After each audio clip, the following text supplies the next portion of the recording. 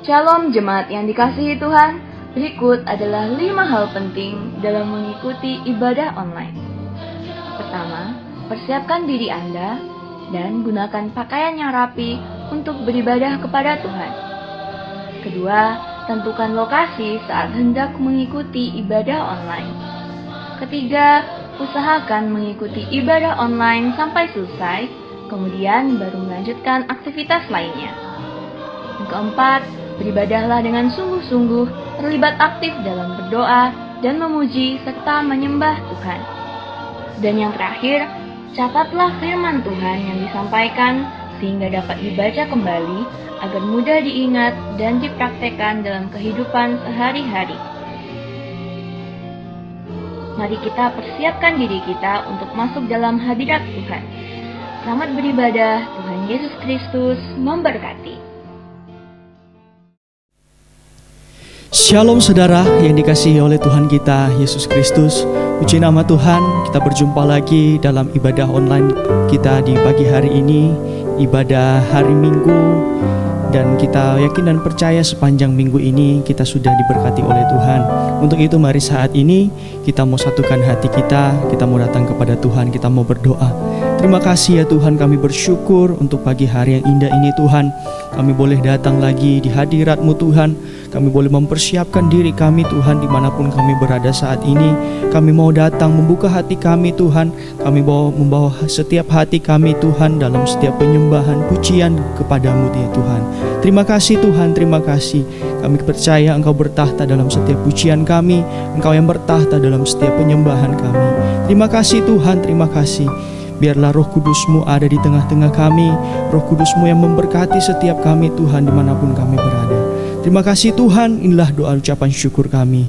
Di dalam nama Tuhan Yesus Kristus, haleluya. Amin.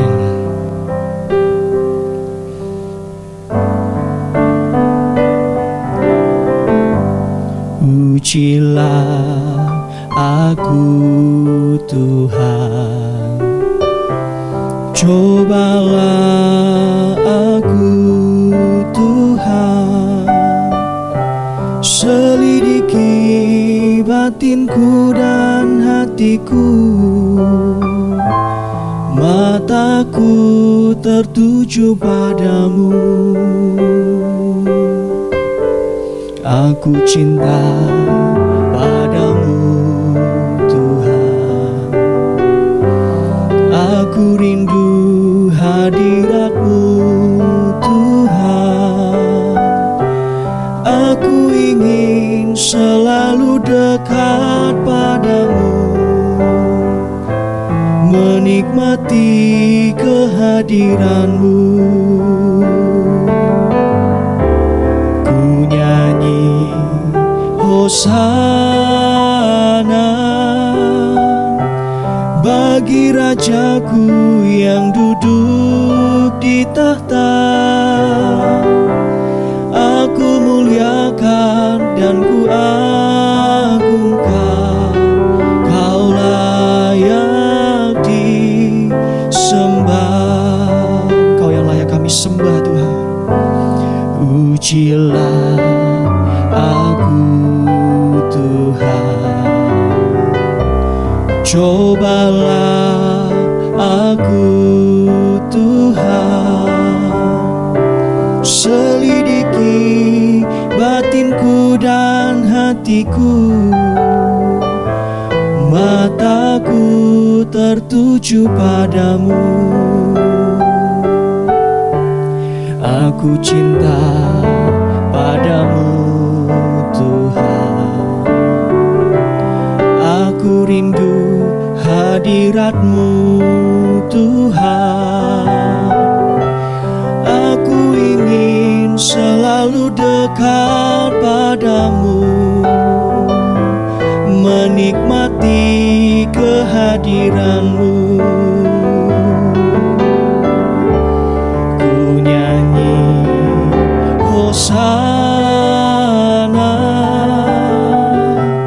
bagi Rajaku yang duduk di tahta. Aku muliakan dan ku agungkan, Kaulah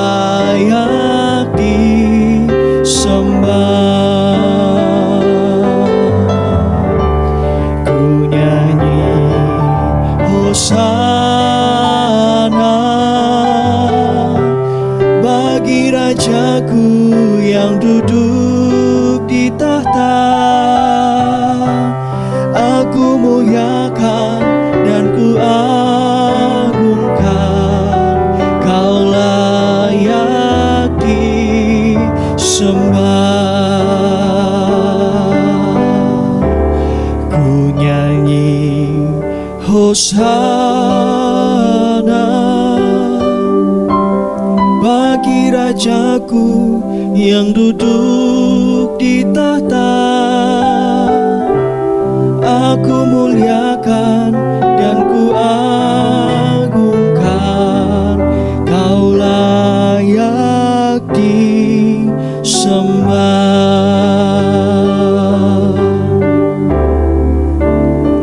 Sebab Kau layak terima pujian, sebab Kau layak terima pujian, sebab Kau layak ku agungkan. Yesus, Raja di atas segala raja. Mari sama-sama kita katakan, Yesus, ku cinta Kau, ku tinggikan, ku agungkan.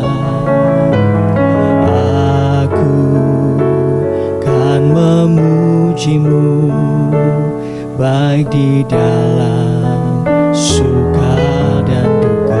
Sekali lagi katakan, Yesus, ku cinta Kau, ku tinggikan, ku agungkan. Aku kan memuji-Mu baik di dalam suka dan duka. Sebab Kau layak terima pujian, sebab Kau layak terima pujian, sebab Kau layak ku agungkan. Yesus, Raja di atas segala raja, sebab Kau layak terima pujian, sebab Kau layak terima pujian, sebab Kau layak ku agungkan. Yesus, Raja di atas segala raja. Mari lebih sungguh-sungguh di hadapan Tuhan. Sekali lagi katakan, sebab Kau layak terima pujian, sebab Kau layak terima pujian, sebab Kau layak ku agungkan. Yesus, Raja di atas segala raja, Raja di atas segala raja. Haleluya Yesus, Engkau Raja di atas segala raja. Engkau yang layak kami puji dan kami tinggikan. Biarlah kasih-Mu Tuhan selalu ada di dalam setiap hidup kami. Mari setiap kita yang merasakan kasih Tuhan katakan, kasih Allah melingkupi saya, lingkupi saya selama-lamanya. Dalam kasih-Nya ku tak takut jua, sebab Allah selalu sanggup tolong saya. Kasih Allah, kasih Allah melingkupi saya, lingkupi saya selama-lamanya. Dalam kasih-Nya ku tak takut jua, sebab Allah selalu sanggup tolong saya. Ku tak dapat dapat hidup tanpa kasih. Kasih Yesus mengangkat aku dan menghibur aku, membebaskanku. Ku tak dapat hidup tanpa kasih. Kasih Yesus mengangkat aku, melayani Tuhan dan sesama lebih sungguh. Mari sekali lagi katakan, kasih Allah melingkupi saya. Amin. Lingkupi saya selama-lamanya. Dalam kasih-Nya ku tak takut jua, sebab Allah selalu sanggup tolong saya. Ku tak dapat hidup tanpa kasih. Kasih Yesus mengangkat aku dan menghibur aku, membebaskanku. Ku tak dapat hidup tanpa kasih. Kasih Yesus mengangkat aku, melayani Tuhan dan sesama lebih sungguh. Ku tak dapat hidup tanpa kasih. Kasih Yesus mengangkat aku dan menghibur aku, membebaskanku. Ku tak dapat hidup tanpa kasih. Kasih Yesus mengangkat aku, melayani Tuhan dan sesama lebih sungguh. Melayani Tuhan, melayani Tuhan dan sesama lebih sungguh. Kita percaya bahwa kasih Tuhan selalu menyertai kita sekalian. Puji nama Tuhan. Mari saat ini kita akan mempersiapkan hati dan pikiran kita untuk menyambut firman Tuhan. Biarlah firman-Mu yang mengubah setiap hati kami Tuhan. Kami ingin setia untuk selalu melayani-Mu Tuhan. Kami sungguh-sungguh ingin mempersiapkan hati kami Tuhan. Seperti wanita mengurapimu, menangis di bawah kakimu. Demikian hidupku mau mengasihimu. Yesus, Engkau baik bagiku. Seperti wanita mengurapimu, menangis di bawah kakimu. Demikian hidupku mau mengasihimu. Yesus, Engkau baik bagiku. Sampai akhir ku menutup mata, ku tetap setia menanti janji-Mu. Sampai ku dapatkan mahkota kehidupanku, ku tetap setia untuk melayani-Mu.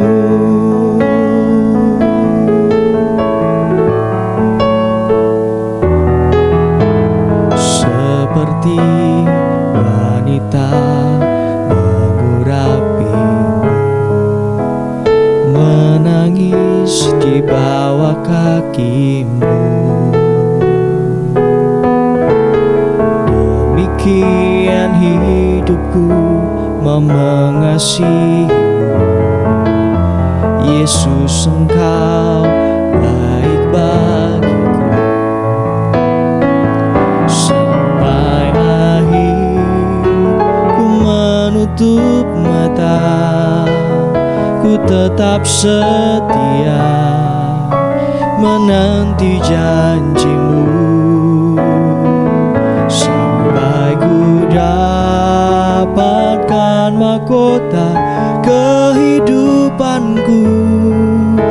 tetap setia untuk melayanimu sampai akhir. Ku menutup mata, ku tetap setia menanti janjimu sampai ku dapatkan mahkota kehidupanku. Ku tetap setia untuk melayanimu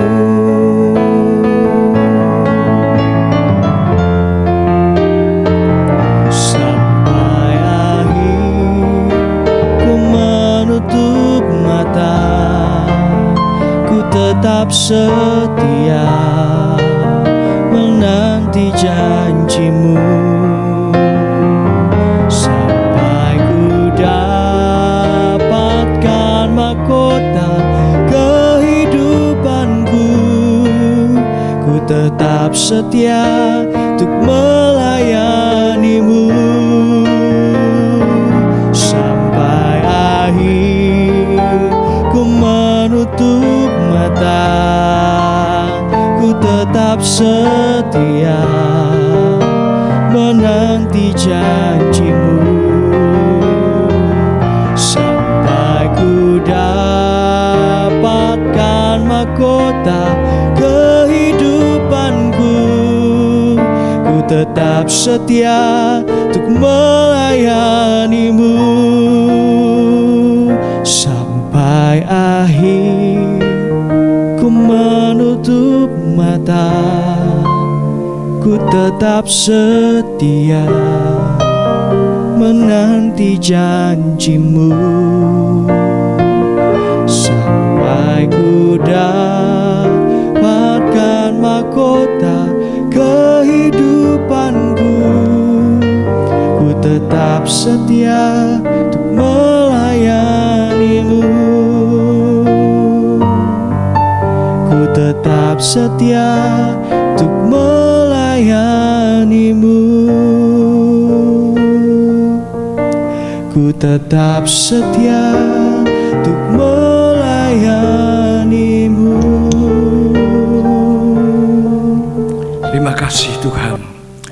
Ajarkan kami untuk setia kepada Engkau, melayani Engkau sampai akhir, bahkan sampai Engkau datang kembali pada kali kedua. Terima kasih buat hari yang baik, hari yang Tuhan anugerahkan dalam hidup kami.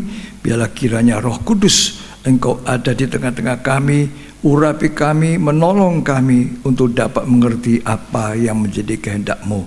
Biarlah firman-Mu menjadi bagian kami. Hati kami sediakan untuk firman Tuhan. Terima kasih. Berkati semua jemaat-jemaat yang ada di rumah-rumah. Engkau berkati bahkan siapapun yang dapat menjangkau. Tuhan kiranya menolong, memberkati mereka di dalam nama Yesus Kristus. Amin. Puji Tuhan, bersama dengan istri saya sampaikan shalom. Tuhan Yesus memberkati kita sekalian. Inilah hari yang minggu terakhir di dalam bulan 6 ini, bulan Juni. Tapi saya percaya Tuhan sampai hari ini menyertai dan melindungi kita sekalian. Biarlah kiranya berkat Tuhan, anugerah Tuhan tetap melimpah sampai kepada jam menit ini. Mari saudara yang saya kasih dalam Tuhan, hari ini saya bersama saudara akan mendengarkan firman Tuhan tentang mempunyai akar yang dalam atau berakar yang dalam. Berakar yang dalam. Pohon yang tetap berdiri tegak itu ditentukan oleh akar yang dalam. Kalau akar tidak dalam, maka pohon itu tidak bisa bertahan berdiri dan juga tidak dapat hidup. Ya, itu sebabnya akar yang dalam ini sangat dibutuhkan oleh sebuah pohon atau sebatang pohon. Tetapi orang Kristen pun, anak-anak Tuhan, kita pun harus mempunyai akar yang dalam kehidupan kita ini. Mari kita baca Kolose pasal 2 ayat 6 sampai ayat yang ke-7. Kamu telah menerima Kristus Yesus, Tuhan Kamu kita. telah menerima Kristus Yesus. Ya, Karena itu, hendaklah hidupmu tetap di dalam Dia. hendaklah hidupmu tetap di dalam Dia. Tetap artinya tetap melekat. Ibarat seperti carang kepada pohon. Kalau Kristus itu pohonnya, kita carangnya tetap melekat, lengket. Ya, jadi hidup kita harus tetap di dalam Dia, di dalam Kristus. Terus Hendaklah kamu berakar di dalam Dia berakar di dalam Kristus. Terus dan dibangun di atas Dia. dibangun di atas Dia. Terus Hendaklah kamu bertambah teguh dalam iman bertambah teguh, kokoh di dalam iman. Terus yang telah diajarkan kepadamu, ya, dan hendaklah hatimu melimpah dengan dan syukur. juga banyak mengucap syukur, melimpah dengan syukur. Kata firman Tuhan. Puji Tuhan. Jadi Kolose 2 ayat 6 sampai ayat 7 berkata, supaya hidup kita tetap di dalam Dia, berakar di dalam Dia, dibangun di atas Dia, bertambah teguh dalam iman, tidak goyah, tidak mudah goyah, tidak tergoyahkan, dan melimpah dengan ucapan syukur. Puji Tuhan. Mari kita bertambah teguh di dalam Kristus. Jangan goyah, jangan mudah digoyahkan. Tidak mau kita digoyahkan, kita mau tetap berteguh ya dalam Tuhan. Nah, untuk itu kalau kita tidak mau goyah, tidak mau digoyahkan, kita perlu akar yang dalam. Kita perlu berakar dalam, ya, berakar yang dalam di dalam Kristus. Ya. Sebuah pohon berdiri teguh, nampaknya berdiri teguh, kokoh, kuat, selama tidak ada angin topan, tidak ada angin kencang. Begitu pohon itu dihantam oleh angin kencang, topan, maka akan kelihatan. Kalau pohon itu tumbang, berarti akarnya tidak dalam, akarnya tidak kuat, akarnya tidak baik. Itu sebabnya begitu angin kencang, maka pohon itu akan segera tumbang. Kalau kita melihat pada musim hujan, pada musim di mana angin kencang, dan kita berada di jalan jadi mana kiri kanan penuh dengan pohon, kita juga harus berwaspada, hati-hati. Sebab mungkin saja pohon di kiri kanan kita itu kelihatannya berdiri kokoh, hidup, tapi tiba-tiba ada satu pohon bisa saja jatuh menghalangi perjalanan kita. Ini tanda akarnya tidak dalam, akarnya kurang baik. Jadi jangan salahkan anginnya, jangan salahkan badainya, angin kencangnya, tetapi akarnya ini pohon yang jadi penyebab tumbangnya. Sekalipun angin badai, angin kencang, kalau pohon itu berakar dalam, kuat akarnya, tidak mungkin akan tumbang. Oleh demikian juga kita, angin pencobaan, gunung-gunung pencobaan, badai-badai melanda hidup ini, kalau kita berakar dalam dengan Kristus, punya hubungan yang intim, punya hubungan yang begitu dalam dengan Tuhan, melekat begitu rupa. Saya percaya angin badai kencang apapun tidak akan membuat pohon hidup kita ini tumbang. Puji Tuhan. Jadi akar dalam itu sangat dibutuhkan untuk kekristenan kita tidak gampang digoncangkan, tidak gampang digoyahkan. Hari-hari ini semua orang merasa digoncangkan. Angin badai oleh virus corona seluruh dunia. Bukan hanya di negeri kita di Indonesia, tapi seluruh dunia goncang. Nah, ini baru buminya goncang, goncangnya masih sedikit.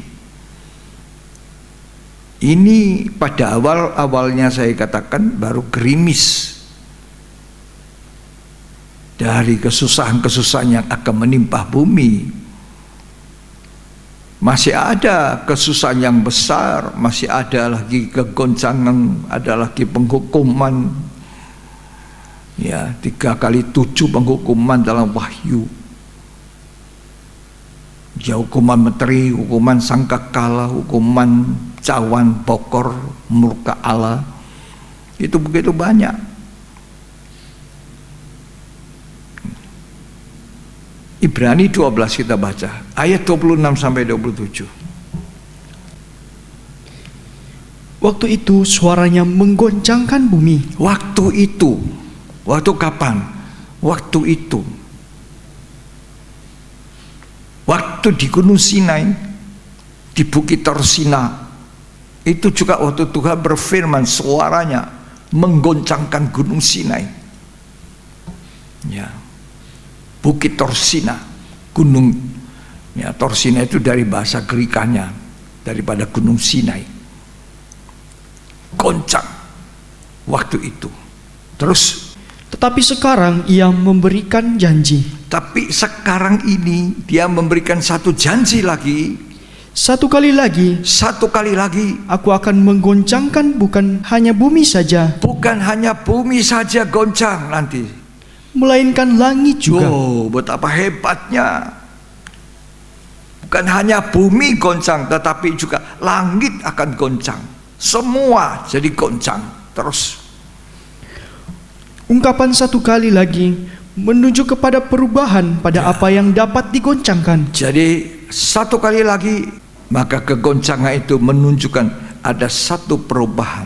Terus Karena ia dijadikan supaya tinggal tetap apa yang tidak tergoncangkan. jadi nanti kegoncangan itu akan membuktikan mana yang goncang, imannya goncang, mana yang tidak goncang imannya, mana yang bertahan kokoh tidak tumbang, mana yang tumbang imannya. Ketika Tuhan Yesus mau memasuki masa penderitaan, akan naik ke kayu salib, Tuhan berkata pada murid-muridnya, malam ini semua kamu akan tergoncang imanmu.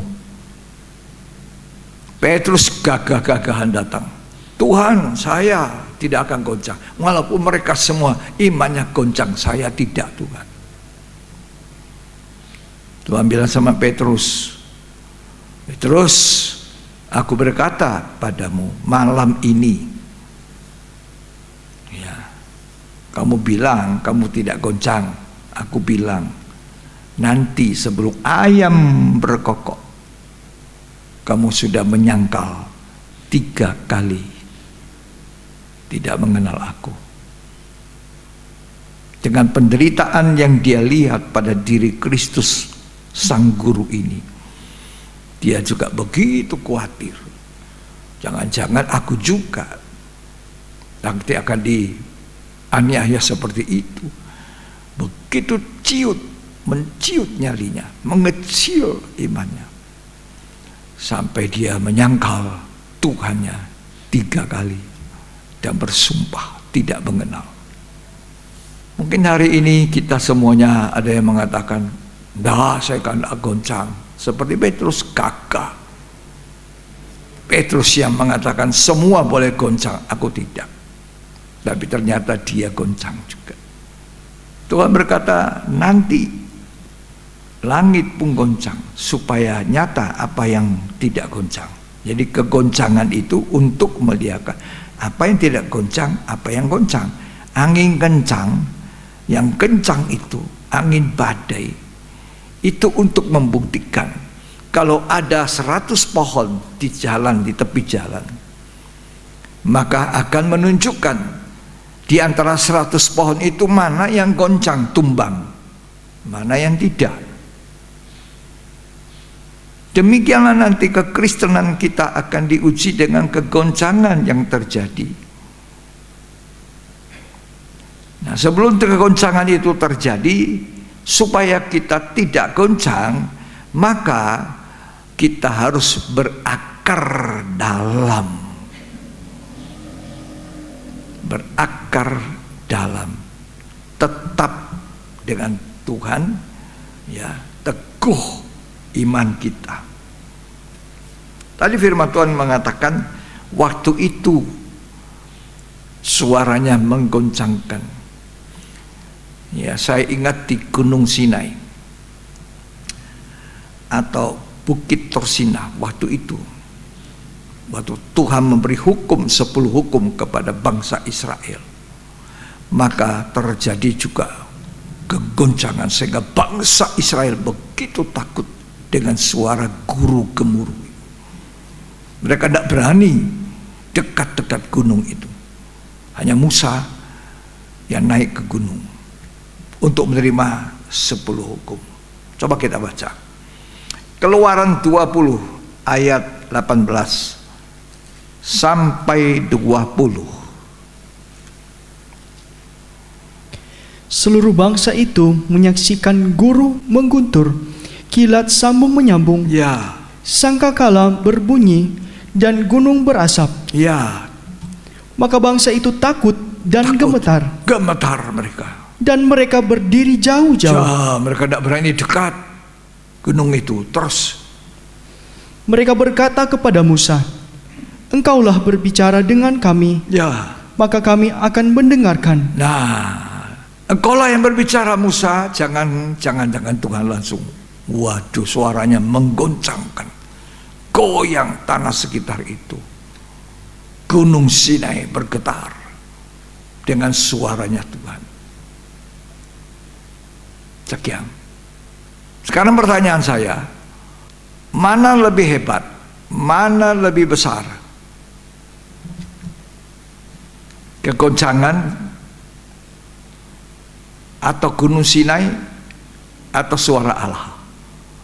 Ya, saya berkata suaranya Allah, firman Allah itu lebih besar dari Gunung Sinai, lebih besar dari bumi ini, lebih kuat, lebih dahsyat daripada langit itu.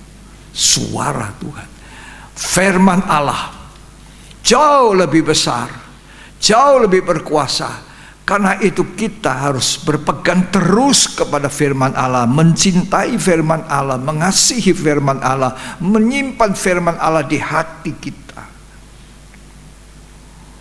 Kalau kita tidak mau goncang, maka firman Allah itu harus kita pegang teguh, kita simpan di hati kita, simpan, menyimpannya seperti barang yang sangat berharga. Ya. Sebab sudah kentara nyata bahwa waktu itu suaranya menggoncangkan, menggetarkan Bukit Torsina. Dan nanti lagi dia akan menggoncangkan bumi ini. Suaranya, suara Tuhan itu firman Allah, perkataan Allah, akan menggoncangkan langit, bintang-bintang berguguran. Jadi yang mana lebih besar? Tentu firman Allah. Firman Allah lebih besar dari Bukit Torsina, Gunung Sinai. Firman Allah lebih besar daripada bumi ini. Firman Allah adalah Allah sendiri pribadi. Allah yang harus kita pegang. Firman Allah. Itu sebabnya kita harus berakar di dalam Yesus yang adalah firman yang hidup, berakar terus melekat dalam mengikat kita. Hari-hari ini firman Allah harus menjadi kesukaan gereja Tuhan. Tidak hanya yang dangkal-dangkal, tapi firman Allah yang lebih dalam, lebih jauh masuk untuk mengoreksi kehidupan kita, manusia yang mendapat kemurahan untuk percaya kepada Kristus. Tidak cukup firman Tuhan itu enteng-enteng, ringan-ringan, yang menyenangkan telinga, yang menyenangkan hati kita. Tidak cukup. Di akhir zaman kita, memang sudah di zaman akhir kita ini. Nanti Tuhan akan menggoncangkan gereja.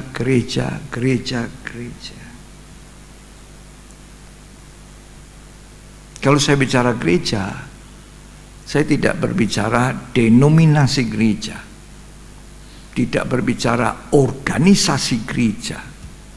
Gereja Tuhan adalah saya dan saudara. Bukankah kamu adalah bait Allah yang hidup? Bait Allah di mana roh Allah diam di dalam. Kitalah disebut bait Allah, gereja. Orang-orang percaya disebut gereja. Tapi nanti Tuhan akan menampi mana yang goyang atau tidak, mana yang bisa digoncangkan, mana yang tertinggal. Ya, yang goncang-goncang itu akan membuat yang busuk-busuk, yang tidak baik itu jatuh keluar. Yang digoyang seperti menampi gandum. Ketika ditampi, yang bisa terbang, dia punya kulit kongannya itu, ya, yang isinya tinggal. Mau atau tidak, tidak ada pilihan. Gereja kekristenan akan mengalami satu kegoncangan, supaya kata Ibrani tadi, kelihatan mana yang goncang, mana yang tidak goncang. Diadakannya kegoncangan supaya akan terlihat mana yang goncang, mana yang tidak goncang. Mana yang betul-betul Kristen, mana yang betul-betul anak Tuhan, mana yang betul-betul hamba Tuhan, mana yang betul-betul pelayan Tuhan, mana itu. Jadi kalau goncang, tumbang. Ini kualitas yang kurang baik, tumbang. Tinggal kualitas yang baik. Yang baik itu tinggal. Yang murni itu tinggal. Yang berkenan kepada Tuhan itu tinggal. Ia dijadikan kegoncangan supaya memperlihatkan mana yang goncang, mana yang tidak goncang. Yang tidak goncang, yang tetap tinggal tetap, itu akhirnya yang dipilih Tuhan menjadi mempelai wanitanya Tuhan, yang murni sama seperti perawan, sama seperti Kristus, cemerlang. Jadi kita membutuhkan firman Tuhan hari-hari ini yang memperlihatkan segala titik-titik kelemahan, kekurangan kita. Apa yang tidak betul, biarlah itu Tuhan, Engkau yang membetulkannya. Kalau sekarang semua orang nampak beribadah, mengaku Kristen, melayani, rajin, ya, sama dengan jemaat Efesus dalam Wahyu 2. Tuhan bilang, pekerjaanmu sekarang jauh lebih banyak. daripada yang dulu. Tetapi Tuhan berkata, aku melihat sesuatu yang tidak baik, yaitu kamu kehilangan cinta mula-mula. Jadi sudah tidak punya kasih mula-mula, melayani dengan hambar. Coba kita baca itu ya, Wahyu 2 ayat 1. Perhatikan dengan baik-baik. Tuliskanlah kepada malaikat jemaat di Efesus. Ya, Inilah firman dari Dia yang memegang ketujuh bintang itu ya, di tangan kanannya ya, dan berjalan di antara ketujuh kaki dian emas itu. ya. Aku tahu segala pekerjaanmu. Aku tahu segala pekerjaan. Jadi Tuhan tahu, Dia tahu apa yang kita lakukan.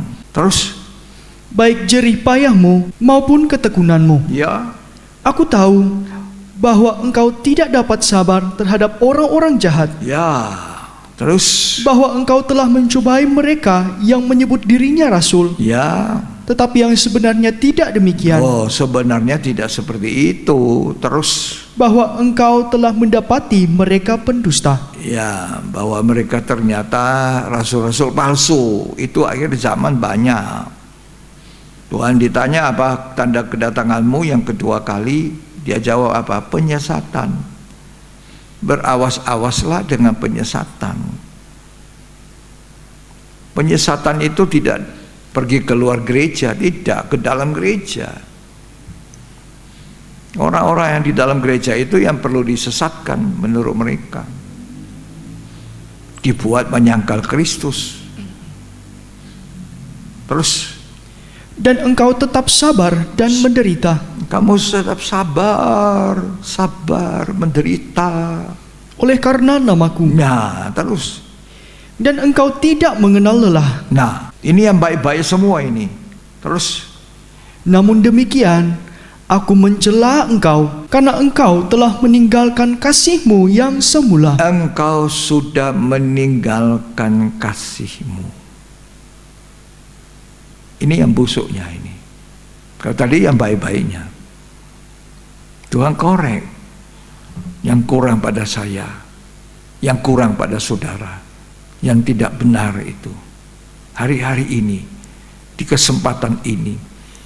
Karena itu, biarlah kita meneliti hidup kita dengan seksama. Bagaimana kita hidup dengan Tuhan. Terus, Sebab itu, ingatlah betapa dalamnya engkau telah jatuh. ya, ternyata jemaat Efesus ini sudah jatuh dalam sekali. Terus, Bertobatlah, nah, ini bukan berzina, bukan merampok, bukan menipu, tapi semua kegiatan tidak dilandasi cinta mula-mula, kasih mula-mula. Kasih yang membara kepada Kristus sudah tidak ada. Semua rutinitas nampak luarnya baik, tapi Tuhan mengkorek di dalam yang busuk, yang tidak baik, supaya itu dikeluarkan. Terus, dan lakukanlah lagi apa yang semula engkau lakukan. ya, semula yang kau penuh dengan kasih mula-mula itu lakukan lagi. Terus, Jika tidak demikian, aku akan datang kepadamu, loh, ngeri ini. Ya, terus, dan aku akan mengambil kaki dianmu dari tempatnya. kaki dian itu diambil. Kalau itu diambil, gelap. Tidak ada apa-apa lagi jemaat ini. Ya. Terus, Jikalau engkau tidak bertobat, kalau kamu tidak bertobat, Tuhan masih kasih bertobat, kesempatan bertobat, kesempatan memperbaiki, kesempatan. Gunakan itu kesempatan. Semua jemaat di Wahyu 2, Wahyu 3, 7 jemaat. Yang itu juga masa kini berlaku untuk gereja, 7 gereja. Ya.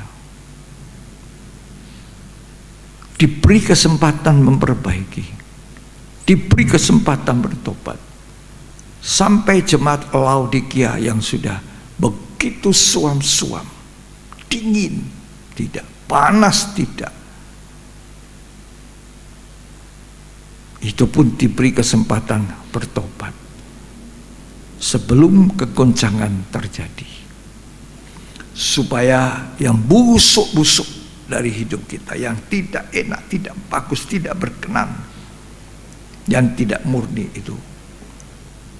itu yang keluar dari gereja Tuhan, supaya nanti yang tidak bisa goncang lagi ini tidak tergoncang-goncangkan lagi, yang tetap tinggal seperti yang sudah ditampi itu tinggal. Inilah calon-calon mempelai wanitanya Yesus yang akan duduknya pun soal, kalau kita baca di Wahyu pasal 3 itu cuma didudukkan bersamaku. Bukan main. Kita tidak dulu di depannya, bersama aku di atas tahtaku, di pelaminan yang sama itu. Ya. Saya kembali mengenai goncang ini, digoncangkan, digoyang, supaya tinggal tetap yang tidak goyah. Angin diizinkan, badai diizinkan, supaya nampak mana kekristenan yang tidak goncang. Tentu yang tidak goncang tadi yang dikatakan berakar di dalam Tuhan, berakar, punya akar yang kuat. Coba kita baca Matius pasal 13 ayat 5 dan ayat 6. Sebagian jatuh di tanah yang berbatu-batu, Ya, yang tidak banyak tanahnya. tidak banyak tanah, jatuhnya di tanah berbatu-batu. Lalu benih itu pun segera tumbuh karena tanahnya tipis.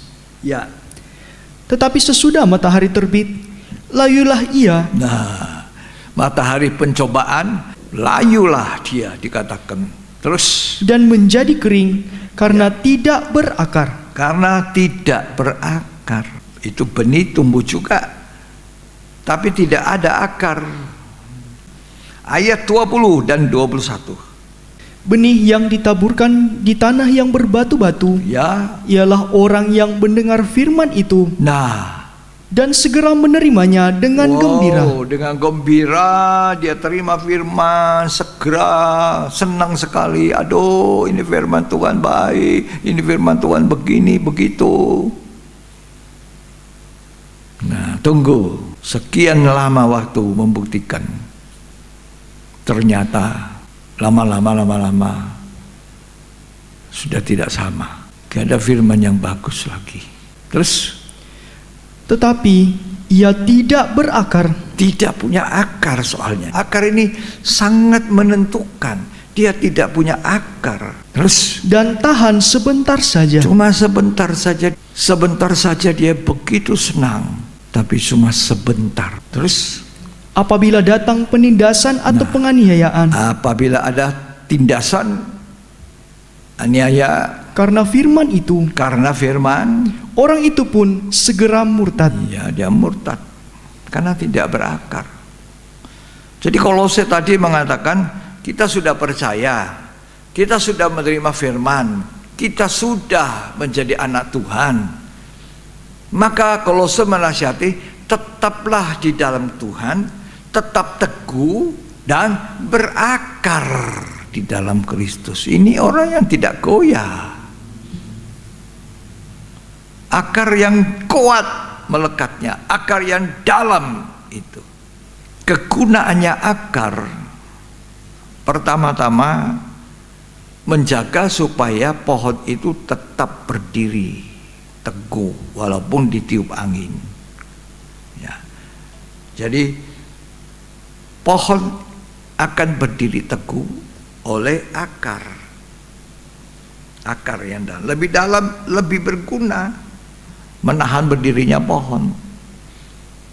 Kalau akarnya tidak kuat, angin kencang, tadi saya awal mengatakan tumbang.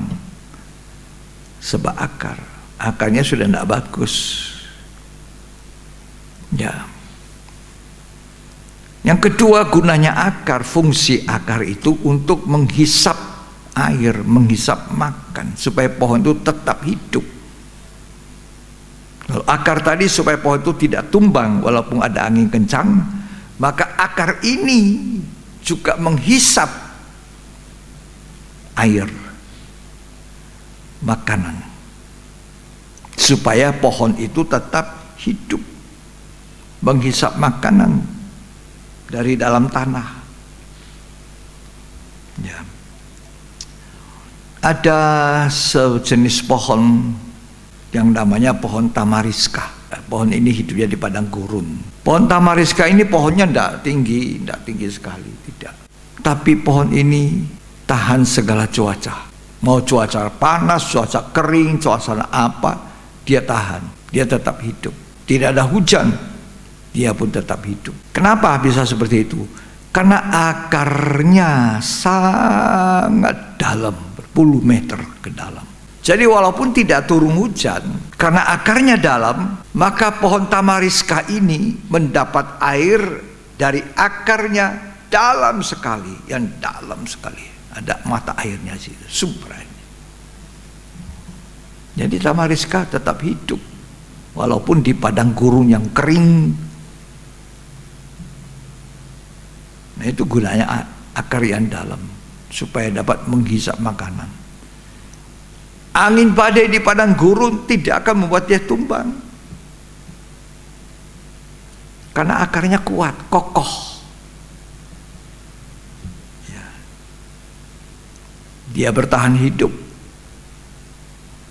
Iklim apapun dia hidup. Akar ini salah satu contoh. Demikian juga kita. Kalau akar kita dalam dengan Tuhan, segala musim, mau musim kegoncangan, mau musim segala macam itu, kita tidak akan goyah. Kita tetap berdiri teguh, kokoh di dalam Tuhan, tetap di dalam iman kita. Karena orang yang berakar dengan Tuhan, kekuatannya itu Tuhan. Sumber kehidupannya Tuhan. Jadi kita jangan hanya jadi orang Kristen yang percaya Tuhan, tapi orang Kristen yang berakar dalam Tuhan. Percaya, lanjutkan dengan hidup lebih intim, lebih dalam, masuk dengan Tuhan. Ya, puji Tuhan.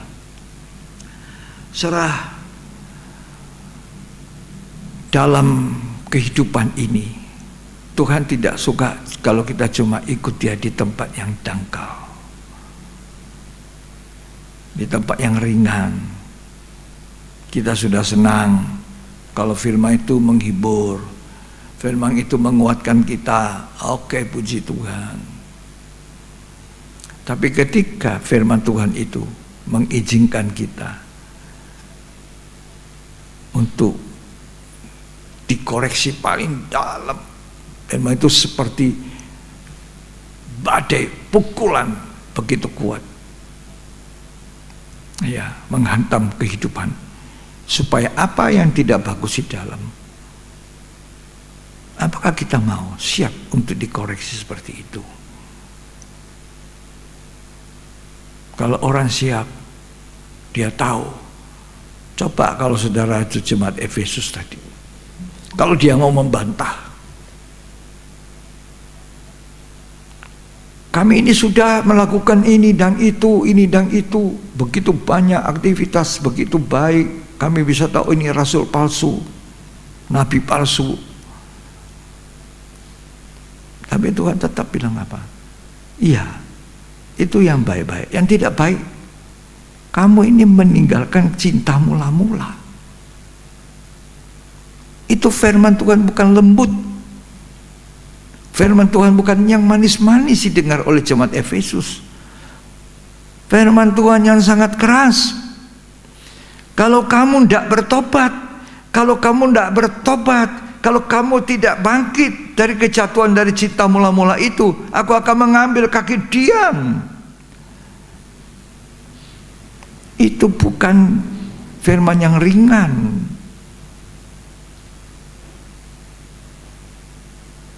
Kalau kita baca di Wahyu 3 jemaat Sardis, bukan ringan itu Tuhan berkata. Kalau kamu tidak memperbaiki hidupmu, namamu akan dihapuskan dari kitab kehidupan. Wow. Karena jemaat Sardis itu hidup penuh dengan kecemaran, dosa. Hanya sedikit orang yang hidupnya itu menjaga pakaian hidupnya. Tuhan bilang, nanti kalau kamu tidak bertobat, namamu kuhapuskan dari kitab kehidupan. Itu firman keras. Itu kebutuhan kita gereja Tuhan zaman akhir. Bukan lagi yang lembek, yang enak. Bukan yang manis didengar. Bukan hanya janji-janji berkat, janji-janji mujizat. Saya percaya Tuhan memberkati kita. Saya percaya mujizat, saya percaya. Tapi kita harus lebih lanjut, lebih jauh. Sebab nanti Tuhan katakan dalam Ibrani, nanti akan ada kegoncangan. Bukan hanya bumi ini goyang, langit juga. Betapa dahsyatnya. Dan saya percaya firman Allah itu pasti dikenapi. Saya membaca sebuah majalah. Majalah ini kalau tidak salah lebih 10 tahun yang lalu, 10 tahun ada. Dan itu yang diisi adalah kesaksian seorang hamba Tuhan yang sudah lebih lama dari majalah yang terbit itu, lengkap dengan foto. Ya. Hamba Tuhan ini saya lupa namanya. Dia bilang dunia nanti akan mengalami kegoncangan. Banyak perusahaan bangkrut. Dia berkata, para pengusaha, cepat-cepat selesaikan hutang-hutangmu. Dan selain gempa, selain kelaparan, selain peperangan, maka ada wabah, penyakit sampar. Kaget saya melihat gambar itu. Yang dipasang di situ apa, saudara? Orang memakai masker.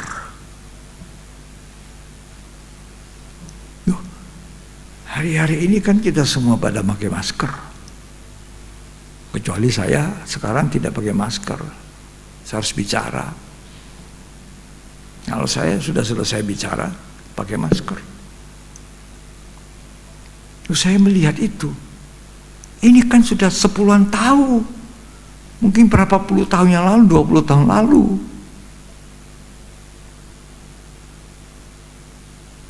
Yang saya terkejut, saya melihat gambar itu tentang wabah, orang pakai masker.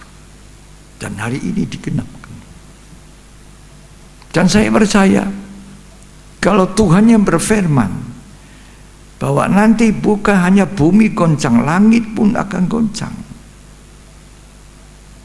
Untuk menunjukkan apa yang bisa goncang dan apa yang tidak bisa goncang, itu pasti Tuhan akan katakan yang Dia katakan, itu pasti akan digenapkan. Nah, apa yang dibutuhkan kekristenan, itulah sekarang ini harusnya kita berakar, kata Kolose, berakar di dalam Dia, berakar yang dalam. Jangan seperti benih yang jatuhnya di batu-batu, tanah yang tipis, tumbuh tunas sedikit tapi tidak berakar. Jangan jadi orang Kristen yang wah, kalau semuanya baik, semuanya senang, semuanya berglori kita, haleluya.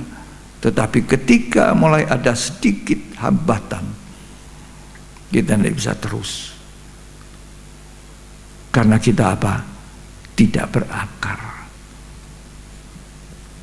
Jangan pikir kalau orang sudah jadi Kristen 30 tahun, 40 tahun, bahkan sejak lahir, sejak sudah sekolah minggu, terus itu pasti sudah berakar. Belum tentu.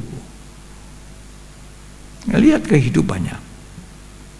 kalau dia diizinkan kesenggol, tersandung atau apa, nah itu sama dengan angin. Lihat kalau dia tersandung, lihat kalau dia menjadi marah, itu tanda dia tidak berakar. Kalau kekristenan berakar, sandungan apapun, kekurangan apapun yang dia lihat pada saudaranya tidak akan membuat dia goyah, karena dia berakar. Sama tadi pohon itu, pohon angin tidak akan bisa membuat dia roboh, tidak bisa tumbang kalau selama dia punya akar itu bagus, akarnya kuat di dalam. Tidak mungkin tumbang. Jadi kita harus berakar sangat dalam seperti pohon tamariska yang tidak tergantung cuaca, ya, tetap hidup walaupun di padang gurun yang kering itu. Nah itu hari-hari ini semua kekristenan kita akan diuji, semua pelayanan kita diuji. Seperti dikatakan Wahyu 2 dan Wahyu 3, Tuhan datang untuk mengkoreksi. Kenapa dikoreksi? Supaya Tuhan mencari mempelai wanita itu.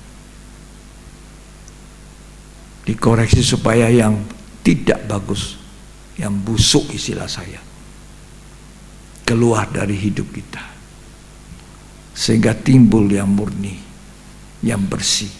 Itu yang tinggal. Itulah mempelai wanita Tuhan. Puji Tuhan. Lanjut kita lihat, bukan hanya akarnya dalam.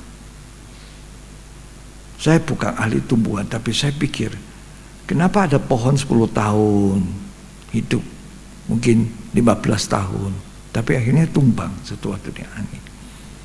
Mungkin akarnya ya sudah tidak bagus. Bisa begitu ya, akar. Nah di dalam pohon hidup kita ini, kalau saya ibaratkan kita ini seperti pohon, tanah hati kita itu seperti tanah. Di dalam hati ini juga ada banyak akar-akar yang tidak betul. Ada akar hati yang betul, ada yang tidak. Seperti itu kira-kira. Coba kita baca ya. Efesus 3 ayat 17. Sehingga oleh imanmu Kristus diam di dalam hatimu. Terus, dan kamu berakar serta berdasar di dalam kasih. tidak cukup kita percaya.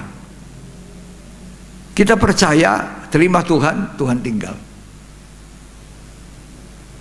Sama, benih itu ditabur di pinggir, di tanah yang berbatu-batu, tanah tipis, benih itu masuk, terima firman, bersaksi. Tapi tidak lama, matahari pencobaan, angin, ternyata mati sudah. Sebabnya apa? Akarnya tidak dalam, ada batu yang menghalangi. Demikian juga hidup kita. Keluarkan itu semua batu-batu dosa, batu-batu yang tidak baik yang tersembunyi dalam hati kita.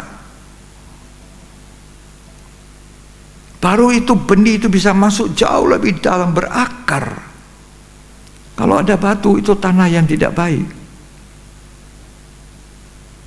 Kalau ada semak duri, rumput yang menimbulkan kekhawatiran, itu tidak baik. Kita harus menjadi tanah hati yang baik, di mana kita bertumbuh, berbuah-buah 30, 60, bahkan 100 kali. Nah, tadi kita baca Efesus 3 mengatakan oleh percaya Kristus tinggal. Tapi sesudah percaya kita harus terus maju, bertumbuh. Kita harus terus berakar. Berakar serta berdasar di dalam kasih itu. Kalau kita tidak berakar di dalam kasih, Itu sebabnya tumbang. Tidak bisa mengampuni, tidak bisa melupakan. Orang itu keterlaluan. Saya tidak akan lupakan sampai paku 4. Karena dia tidak berakar di dalam kasih Kristus. Kasih Kristus itu penuh pengampunan, melupakan kesalahan orang. Lanjut kita periksa akar-akar yang bisa ada dalam kehidupan. Ibrani 12 ayat 15. Jagalah supaya jangan ada seorang pun menjauhkan diri dari kasih karunia Allah. Jangan menjauhkan diri dari kemurahan Tuhan, agar jangan tumbuh akar yang pahit, yang menimbulkan kerusuhan. Nah, terus dan yang mencemarkan banyak orang. Akar pahit ini bisa ada pada seseorang.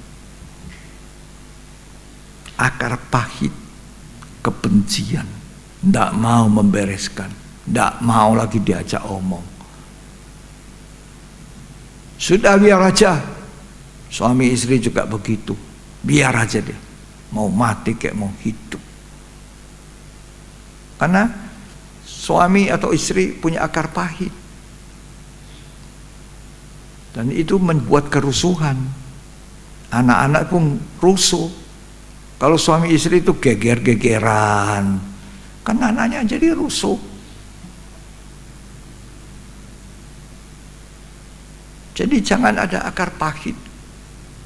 Keluarkan itu akar yang tidak bagus. Tapi berakarlah di dalam kasih. Kasihnya Kristus ini. Yang ketiga, akar yang ketiga ini yang harus kita jauh jaraknya dari kita. Bukan, tidak ada hubungan. Ya, harusnya seperti itu. Silakan dibaca 1 Timotius 6 ayat 9-10. Tetapi mereka yang ingin kaya terjatuh ke dalam pencobaan, ke dalam jerat, dan ke dalam berbagai-bagai nafsu yang hampa dan yang mencelakakan, yang menenggelamkan manusia ke dalam keruntuhan dan kebinasaan. Terus karena akar segala kejahatan ialah cinta uang. Nah, artinya akar cinta uang. Jangan ada akar cinta uang. Uang tidak salah. Tuhan berkati saya dengan uang tidak salah. Tuhan memberkati saya dengan kekayaan di dunia tidak salah. Abraham pun diberkati. Ishak pun diberkati. Bahkan Ishak di dalam musim kelaparan, musim tidak betul, itu musim kering, dia bisa diberkati. Berlimpah-limpah sehingga dia disebut orang kaya, makin hari makin kaya. Tapi Abraham dan Ishak itu bukan orang yang cinta akan uang, lebih daripada cinta pada Tuhan. Ini akar cinta uang. Inilah yang menjadi sumber kejahatan. Itu yang terjadi pada Yudas Iskariot. Sampai 30 keping perak, bukan 30 keping emas, perak. Dia jual gurunya, juru selamat kita. Jangan jual Tuhan Yesus. Jangan ganti firman yang hidup itu dengan uang. Firman hidup tidak bisa dijual, tidak bisa dibeli, tidak bisa dibayar oleh siapapun. Firman hidup itu Tuhan. Karena itu firman Allah tidak bisa diperdagangkan. Karunia-karunia Allah tidak bisa diperdagangkan. Satu waktu Petrus menumpangi tangan orang-orang penuh Roh Kudus. Ada satu orang namanya Simon, si tukang sihir, bertobat, dibaptis. Dia lihat, wow, hebat ini, tumpangan tangan penuh Roh Kudus. Mari, dia ambil uang juga, kasih Petrus. Waduh, supaya aku kalau tumpangin tangan orang juga penuh Roh Kudus. Petrus bilang, binasalah uangmu. Engkau kira karunia Allah bisa dibeli? Nggak bisa. Ya. Firman Allah juga tidak boleh dijual dan tidak dapat dibeli. Siapapun tidak. Firman Allah harus kita terima dengan baik. Kita junjung tinggi. Kenapa? Karena dikatakan Ibrani, suaranya firman itu menggoncangkan bukan hanya bumi, tapi langit juga goncang. Seperti waktu di Bukit Torsina, Gunung Sinai. Firman Allah jauh lebih besar dari Gunung Sinai. Firman Allah jauh lebih besar daripada bumi ini. Sebab firman Allah adalah Allah kita pribadi, Tuhan. Mari kita belajar menghargai firman. Mari kita terima firman dengan hati yang tanah yang bersih, tidak punya batu, supaya akar masuk ke dalam. Dan terakhir ini, akar apa yang harus kita tidak punyai? Akar dosa. Dosa itu punya akar. Kalau dosa itu, akar dosa itu tidak dicabut sampai tuntas. Jadi kalau kita cabut, harus sampai akar-akarnya kasih keluar. Kalau tidak, tumbuh lagi. Kenapa ada orang sudah meninggalkan dosa, bertobat, tapi kembali tumbuh lagi? Kenapa? Karena akarnya dosa itu tidak dihabiskan, tidak dipunahkan. Dia tumbuh lagi, dia tumbuh lagi. Itu sebabnya dalam cerita wanita Samaria, ketemu Yesus di pinggir sumur Yakub. Dia mau timba air, Tuhan tawarkan air kehidupan. Oh, saya mau supaya aku tidak haus lagi, aku tidak kembali lagi ke sini timba air. Tuhan Yesus bilang begini, panggil dulu suamimu. Dia terkejut. Dia bilang, aku tidak punya suami. Tuhan bilang, memang engkau sudah punya 5, dan yang ke-6 sekarang bukan suamimu juga. Kumpul kebo apa namanya itu. Hidup sama-sama sebagai suami istri tanpa nikah. Karena dia sudah bosan. Tidak pernah ada yang dia puas.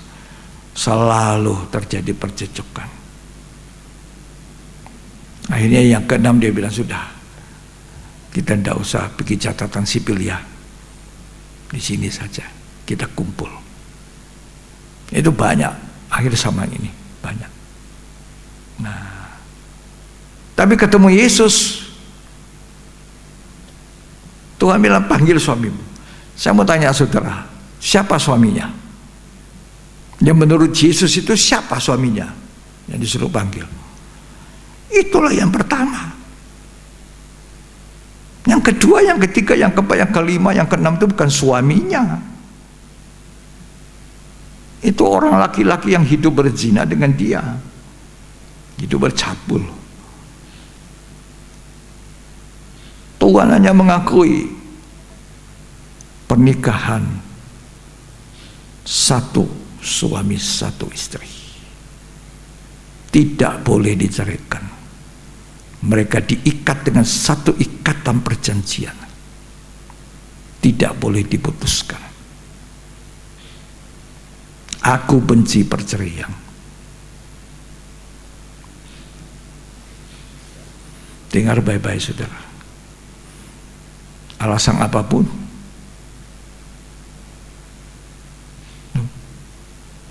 makanya kalau mau menikah bahagia, lihat baik-baik dulu, baik-baik dulu, renungkan dulu baik-baik, doa yang gampang-gampang. Ya, tetapi dia ini sudah jodoh saya, aduh, gantengnya luar biasa, aduh, cantiknya luar biasa, aduh, pinternya luar biasa. Belum tentu bisa menyenangkan. Itu bukan syarat.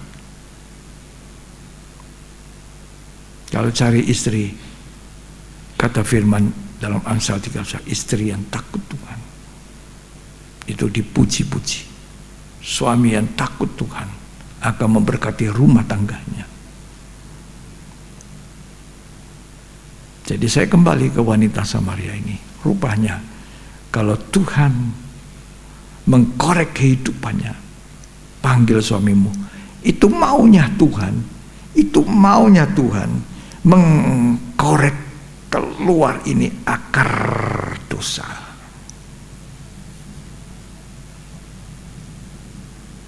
Kalau akar dosa tidak dicabut, dia tumbuh lagi. Dan wanita Samaria mau. Tuhan bereskan akarnya ini, sehingga dia bisa bersaksi. Di sana ada satu nabi yang berkata tentang, dan dia bawa banyak orang di Samaria menjadi orang percaya. Akarnya dosa. Kenapa Rut disuruh pulang sama Naomi, pulang ke negerimu? Sebab Rut ini sama iparnya satu, siapa namanya?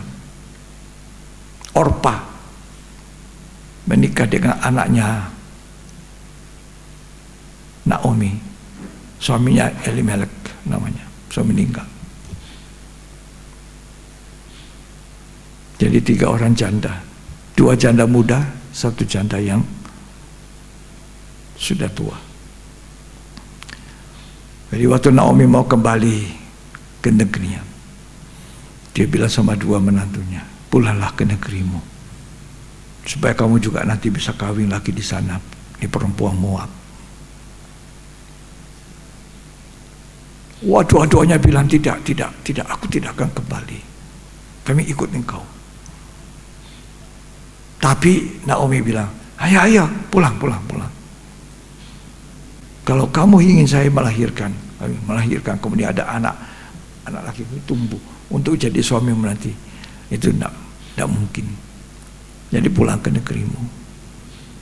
Nah, akhirnya Orpa kembali ke Moab. Hatinya Orpa masih ada Moab. Hatinya Rut sudah tidak ada Moab. Makanya dia ikut terus Naomi. Akhirnya Rut menjadi mempelai daripada Boaz. Dan silsilah Kristus lahir di dunia melalui keturunan. Kenapa bisa kembali ke Moab Orpa? Karena hatinya masih ada akarnya, cintanya kepada negerinya. Demikian pula orang Kristen, anak Tuhan. Kalau akarnya dosa dari kehidupannya yang lama tidak dicabut, diangkat sampai habis, maka tidak heran kalau suatu orang itu kembali kepada dosa yang lama, kehidupannya lama, seperti anjing kembali ke muntah, seperti babi kembali kepada kekubangannya. Supaya tidak seperti anjing menjilat muntahnya lagi, dan babi kembali ke kubangan. Setelah dikasih mandi apapun, babi itu pasti kembali ke kubangan. Maka dosa, akarnya dosa ini harus dibereskan dalam hati. Kita renungkan, pikir, kesukaan apa yang ada pada kita ini. Itu akarnya. Gantikan sekarang. Kata Kolose tadi yang kita baca dari awal, berakar di dalam Kristus, tetap dalam Dia, dibangun di dalam Dia. Ya, saya hitung ada berapa itu anjuran Tuhan. Mari kita hitung bersama. Kolose 2 ayat 6 sampai 7 itu. Pertama, Tuhan mau tetap di dalam Dia. Kedua, berakar di dalam Dia, dibangun di atas Dia, bertambah teguh dalam iman, dan melimpah dengan ucapan syukur. Satu hari kelak langit dan bumi goncang. Banyak orang Kristen imannya goncang. Kalau kita tidak mau goncang, tidak mau tumbang, maka kita harus berakar di dalam Kristus. Cuma itu satu-satunya cara. Selama kita tidak berakar terlalu banyak dalam, goyang. Oh, saya sudah 50 tahun jadi orang Kristen. Oh, saya sudah dari lahir, dari kecil papa mama saya bawa saya ke gereja jadi anak sekolah minggu. Itu bukan ukuran. Ukurannya bagaimana keadaan kita sekarang ini. Apa kita mundur, tersandung hanya urusan kecil, urusan kekurangan seseorang, kekurangan orang lain menyandung kita. Apa karena ukuran itu saja lalu kita mundur? Ini tanda akar kita tidak dalam. Kalau akarnya dalam, tidak ada masalah. Tidak akan ada akar pahit. Kalau orang itu berakar dalam dengan kasihnya Kristus, tidak ada akar pahit, pasti selesai semua. Dia punya kekurangan, saya juga ada kekurangan. Suami saya ada kekurangan, saya sebagai istri juga ada kekurangan. Tidak ada masalah. Kita kan semua belum sempurna.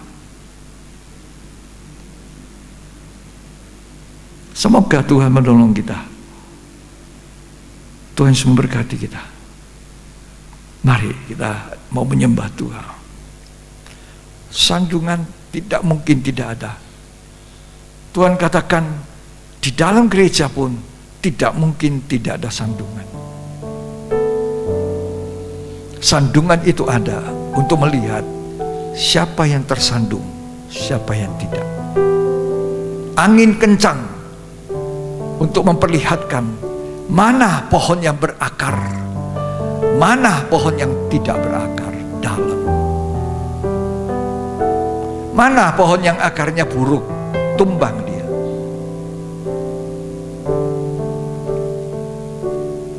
Tuhan, inilah hidupku, ku serahkan padamu segala cita-citaku, masa depanku menjadi milikmu. Jadikan kami terang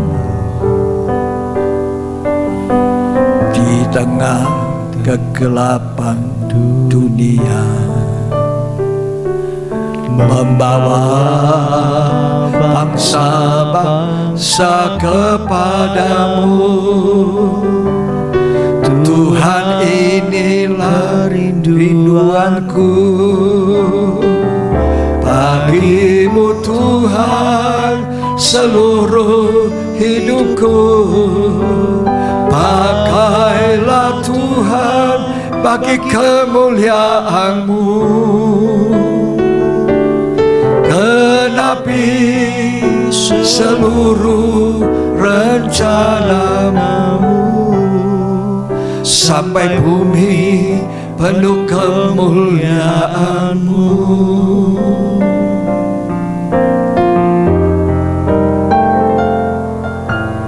Tuhan, inilah hidupku, ku serahkan padamu segala cita-citaku, masa depanku menjadi milik-Mu. Jadikan kami terang-Mu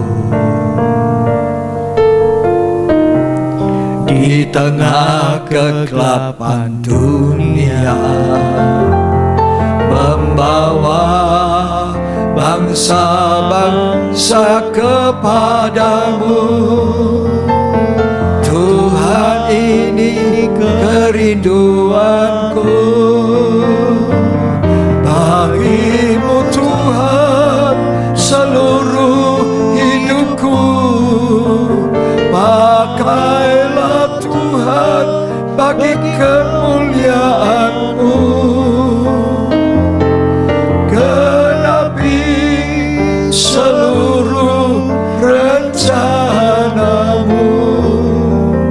sampai bumi penuh kemuliaan-Mu.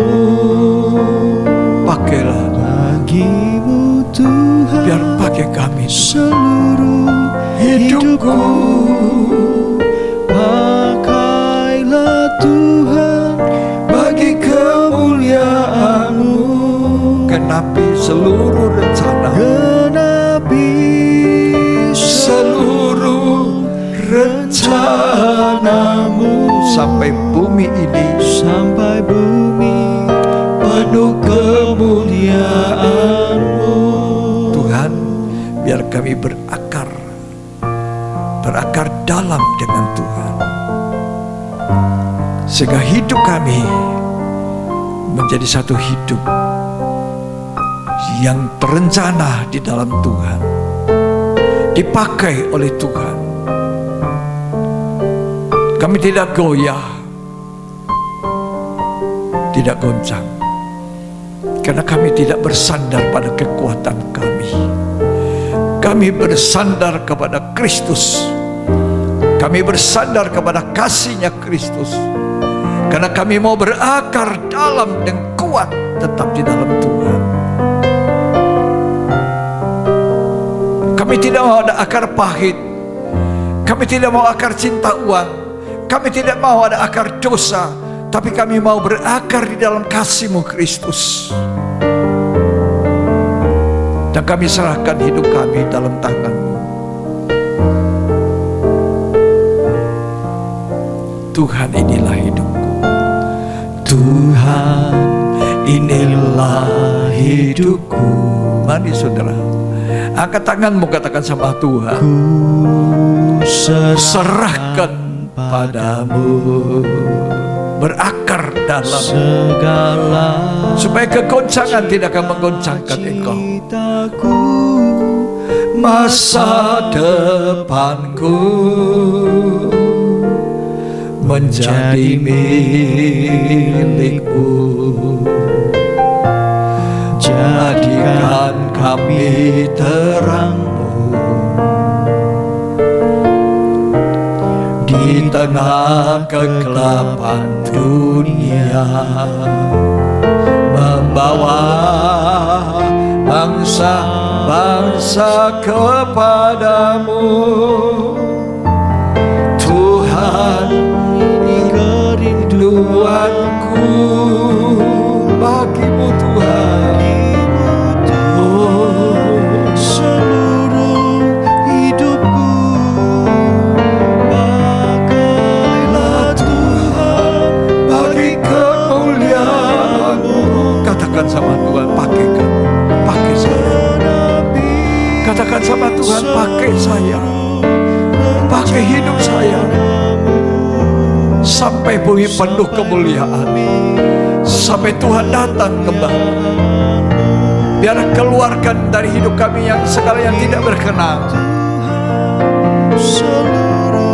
Hidupku pakailah, supaya kami berakar hanya dengan kasih Kristus. Tidak punya akar pahit, tidak punya akar cinta uang, tidak punya akar dosa itu lagi. sampai bumi Penuh kemuliaan-Mu bagi-Mu Tuhan. bagimu Tuhan. Siapa yang mau menyerahkan hidup? Seluruh hidupku Sembah Dia, pakai sembah Dia. bagi Kemuliaan-Mu genapi seluruh rencana-Mu.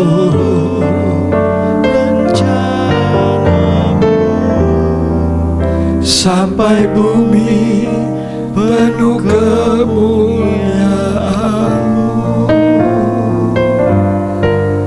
Sampai bumi penuh kemuliaan-Mu. Sampai bumi penuh kemuliaan-Mu. Haleluya.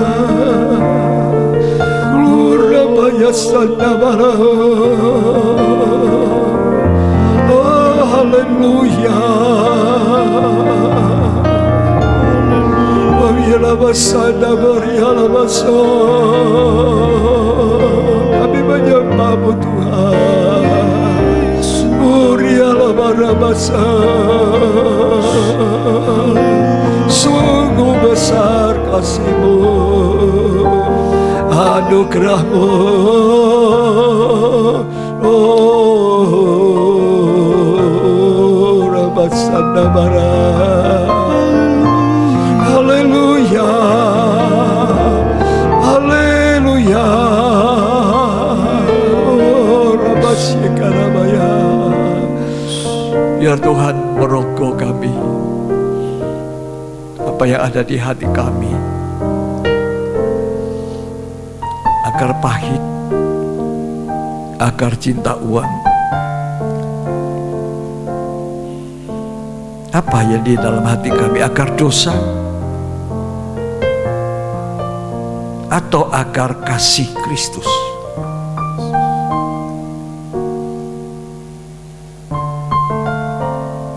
Tuhan, Engkau mau kami semua menjadi mempelai wanita-Mu. Lebih dari itu Tuhan, pakai kami untuk kemuliaan. Sucikan hidup kami, biar kami berakar di dalam Tuhan, sampai ke dalam, jauh ke dalam. Tuhan dimuliakan, Tuhan ditinggikan dalam hidup kami. Berkati kami semua. Terima kasih dalam nama Yesus Kristus. Amin. Amin. Puji Tuhan.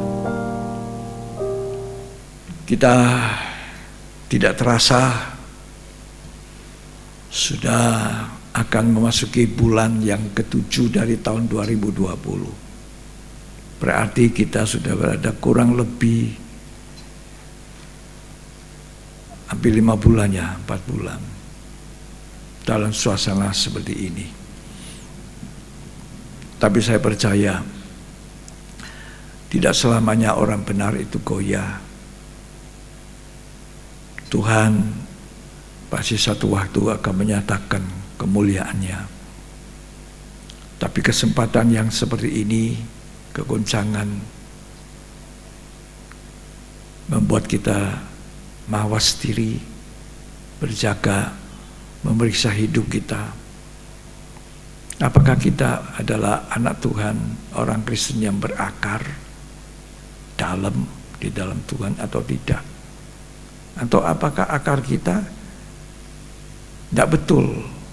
Ada akar pahit, akar dosa, akar cinta uang.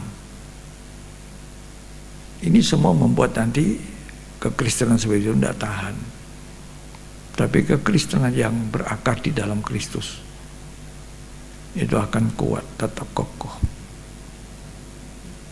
Ya, sekeras apapun suaranya Tuhan, firman Allah, imannya tidak akan goncang, malah membersihkan hidupnya. Sehingga nanti tinggal menjadi mempelai wanita Kristus. Mudah untuk saya sebutkan, tidak mudah untuk kita lakukan.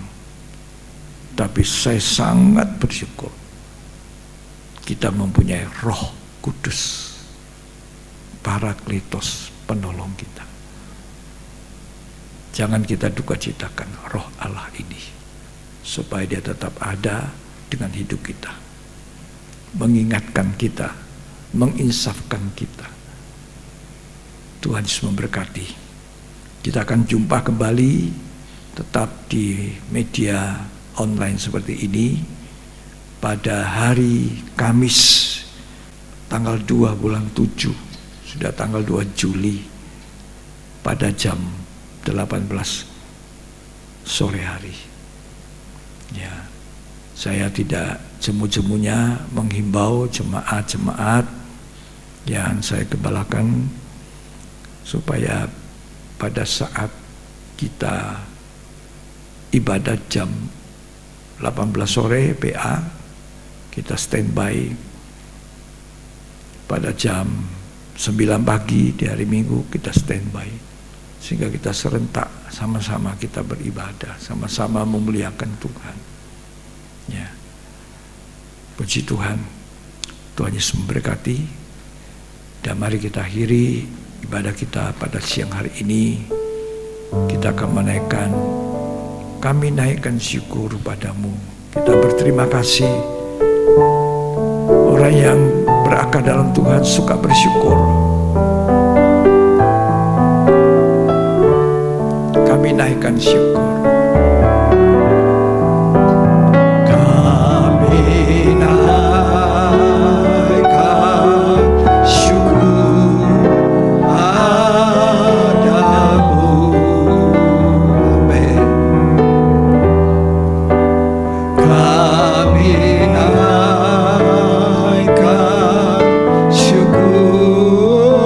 padamu.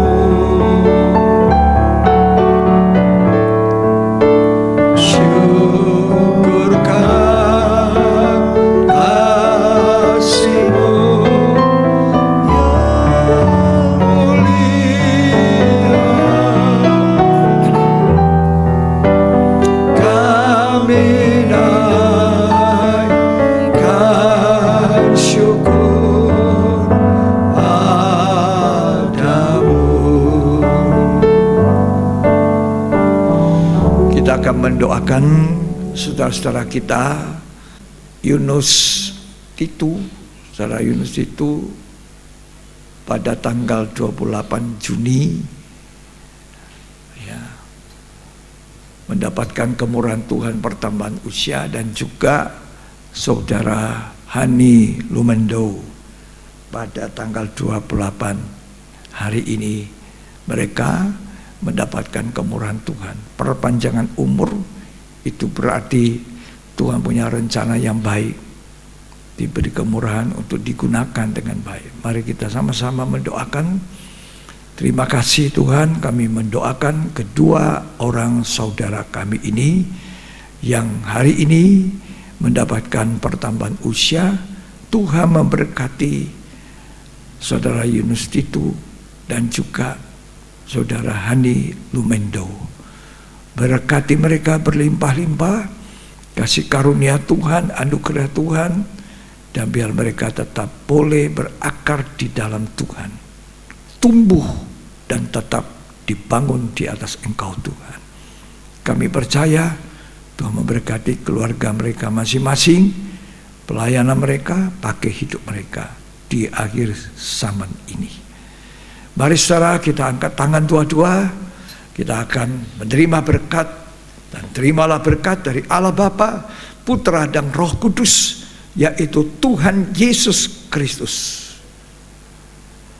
Memberkati kita siang hari ini sampai Maranatha, sampai Tuhan Yesus datang kembali pada kali kedua. Terimalah berkat itu dan jadilah berkat di dalam nama Tuhan Yesus Kristus. Yang diberkati Tuhan, katakan amin. Selamat siang, Tuhan memberkati kita. Sampai jumpa lagi di Pemahaman Alkitab tanggal 2 Juli.